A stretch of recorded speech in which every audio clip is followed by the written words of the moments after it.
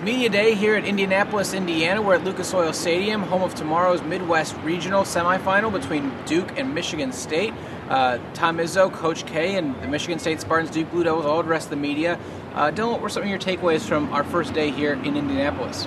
Well, the first thing I noticed was just the atmosphere here. You're in a massive football arena, usually home of the Indianapolis Colts, and here you have Tom Izzo and Coach K, playing this kind of chess match that the media wants to put together. But it's all up to the players, and the players practice. I know Michigan State's players, at least, they practiced well today.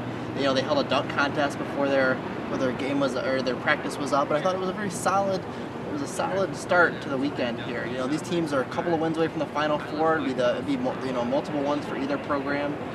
Certainly an interesting weekend on tap here in Indianapolis. Yeah, both teams looking to adjust to the arena. It's tough to shoot, obviously, and you've got a big open setting like this. They've cut the arena in half to make it a little bit more homey for both teams.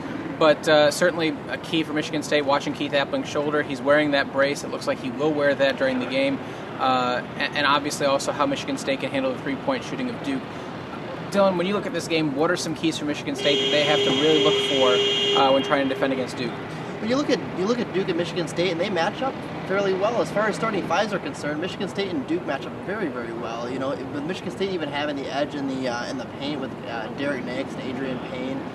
You look at maybe Duke's maybe a little more athletic around the perimeter, can shoot the ball a little bit better. But I mean, they match up. You take Gary Harris and Keith Appling, who's not 100%, and put them against the Currys and some of these guys at Duke. And I think it's going to be a good game, either one way or the other. I think that both these teams are going to be very, very solid Sweet 16 action.